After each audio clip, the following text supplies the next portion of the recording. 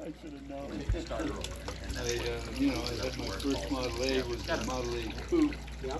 and I didn't know at Yes. first what to do with No, it. And then no. I finally looked around No. and I saw, You turn I was the in key. Modesto You and haven't got any wires, I it's went not to constructed. Sacramento and I Alright. saw some nice So you cars and just hold it, stocked in tap it over, Sacramento. So I don't know, started doing a few things with solid sides and 32 grill, and, you know, little by little. And then my second car was a Roadster.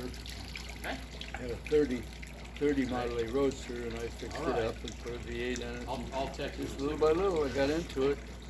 Never quit. Yeah, that's good. How many Alright. tickets did you get in that 30? Give me that. A Seven. lot. 7. Is that all? Only 7? 7 I can remember. Yeah, you can remember. I think I was 12. I was living in Detroit, and the class went to Greenfield Village in Dearborn. Yeah. And we got there, you know, came on a school bus.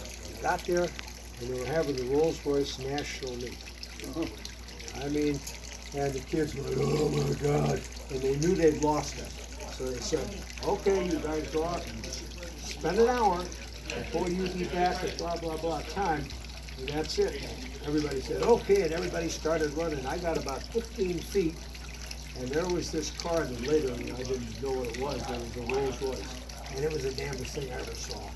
And I just stood there, looking at it, man. And this old fart, about 30 years old, came up and said, kid, you like that car? I said, no, sir. I go, I love that car. And we talked for a whole hour, and I found out his name was Jack Frost.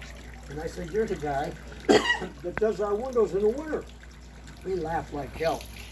Now, fast forward 20 years later, I'm at the Grand National with one of my cars, and there's Jack Frost over there, well-known guy. And I walk over there and say, Mr. Frost, do you remember me? He says, yes, I do. You were that kid at Winfield. And I said, I want to thank you, sir. You changed my life. You made my life an absolute wonder, and I can never thank you enough. So I try to do the same thing. I talk to kids as much as I possibly can. I stay with my cars the whole time. I really do.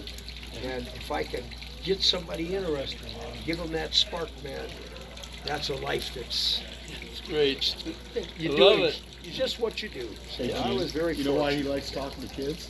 Because they act his age.